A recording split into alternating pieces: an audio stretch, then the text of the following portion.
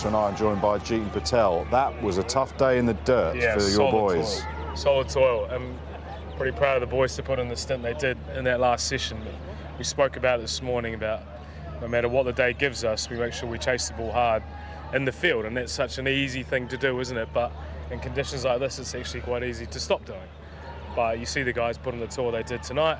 Even the small fielding stuff at the end is brilliant. I think it's a hell of an effort from the boys. That shows mental toughness and discipline.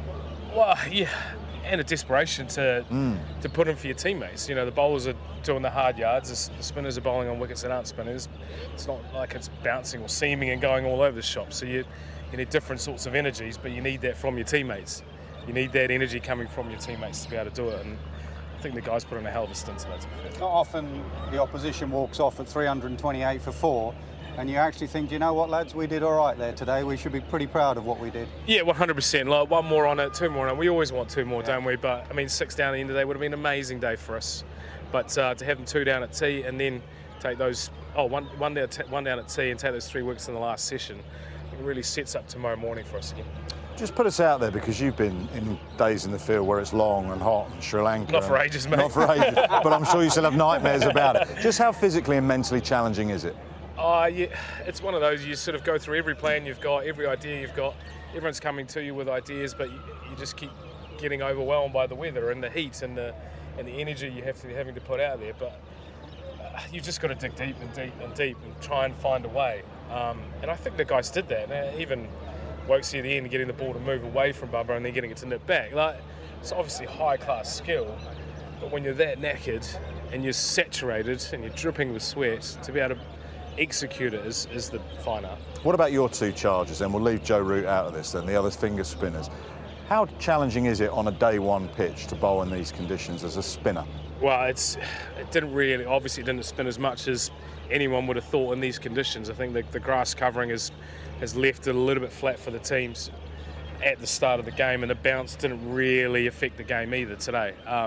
It is challenging because you're one eye on not giving them too many boundaries, but also the other eye on how we're going to take wickets. So what I was quite proud of the boys today is making sure they had the catches around the bat, they had catches throughout the game, but still having some sweepers out to sort of just give them that little bit of protection and that cuddle almost to be able to go, right, I can execute my skill, I can have a plan and go at it, and if I need to change, I'll change again. There's a fascinating dynamic in the team, with Shoaib Bashir being the #1 England spinner and Jack Leach's county teammate being #1 for Somerset. And it's quite interesting that Ollie went to Shoaib first up. No, he's probably just read the game that way. I mean, you could have gone to either of them. It could have gone to Rooty. Rooty offers a different spin altogether.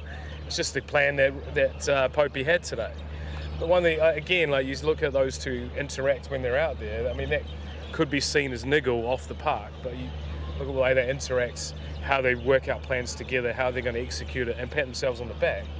It's just fun to be around. Like, they give you the energy to want to support them even more. Can I ask you about Shoaib, because he hasn't bowled on that many responsive wickets since India maybe, and often the captain, whether it be Stokes or Pope, has had a leg slip, which means he's had to bowl a leg, not a leg stump line, but ending up on leg stump. Ideally, you'll know as an off spinner, you may want a slightly more attacking line. Is that just because the pitches haven't done enough for him to be attacking? He did it at Trent Bridge and he got 5 for there.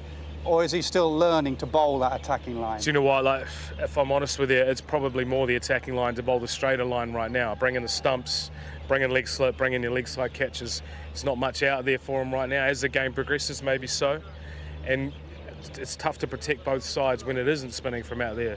You can hit to cow, you can hit to points, and we know how good Pakistani batters are on their own wickets, especially, well, all subcontinent batters, but the plan for him today was to bowl straighter with that straighter field, and actually he bowled very, very well into that plan. He's still learning his art, and that's where we all have to understand we've got so much skill in this one kid, but he's still learning his art. Well, to take that forward, I mean, you've asked a lot of Shoaib Bashir, that is you as in England, virtually no experience in first-class cricket, have a go in Test match cricket. Oh, and by the way, you've got to bowl on a day 1 pitch here in Multan and bowl a side up. How old, I know it's not the same for everyone, but how long does it take to get to a point where you know your game as a finger spinner? I don't know. I don't think there's a number you can put on there. I think it's just experiences you go through and making sure you learn from it. It's very easy to go from game to game to game to game.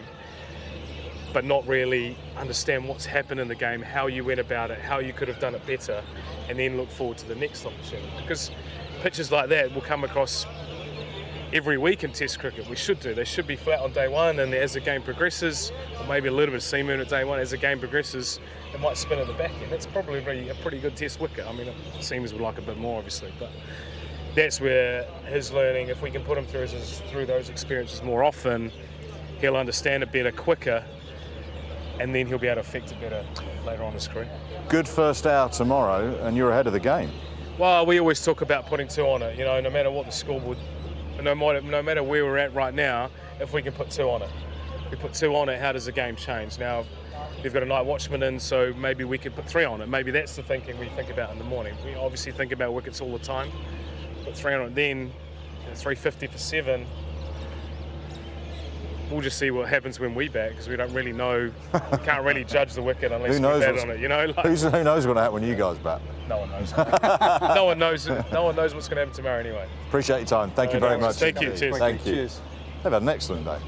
That was a tough day That was my point, really. You know, 328 for 4. You're walking off. Usually, you're thinking, that's, that game's gone away from us. Actually, you're walking off thinking we did pretty well there, lads. And that's the difference between playing at home and playing away from home. And why do they want this reset away from home and pace and character and fitness?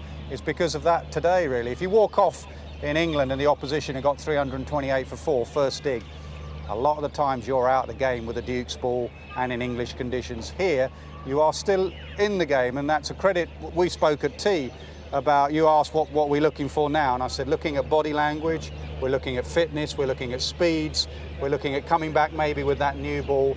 They did all of that. They should be pretty proud of what they achieved. And people at home might go, well, hold on, mate, 328 for 4, Pakistan are in the ascendancy.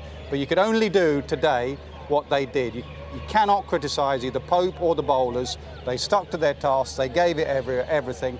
That was as tough as it gets as a bowling unit. I know Barbara's been short of runs, and there's a lot of comment and pressure on him to go and score runs. How big was that wicket towards the end? Maybe not in the context of today or the context even of this game, but in the context of a series, you've got to keep their great player down for as long as possible. And by taking the new ball tonight, you gave yourself a chance. And you're calling on 3 exhausted bowlers to strap them on again, go again, stiff legs. You know, he's doing those funny walks that he does, Chris Woakes, to try and get those legs going. Remember, England win games quickly or lose games quickly. Do you know what I mean? It's 3 or 4 days. So they're not used to such toil and such long times in the field. So this would have taken a lot out of them. And I look at, why was Jimmy Anderson a great bowler? Not so much only what he did at 11 o'clock in the morning. How many captains went to Jimmy Anderson and Stuart Broad at 5:30 in the evening going, can you go again and get me one before the close? And that is exactly what Chris Woakes did. He got their great player out. And back to what Jeetan said, put 2 or 3 on it with a night watchman. England tomorrow morning get stuck in. And the problem is the physical drain from today might carry over later in the day tomorrow. It'd be lovely to have a camera of the 5 bowlers getting out of bed tomorrow. You'd get out in instalments, definitely, if you're Chris Woakes in particular, or Cass or Atkinson, who had to put in those bouncing overs where they bowl bouncers. That takes so much out of their body. They're going to be stiff. Listen, this game's set up nicely. Who knows what this pitch will do? I think as far as Test cricket goes, we can't afford this pitch to stay flat for 5 days. It does need to deteriorate, it does need to spin or get uneven towards the end of the game.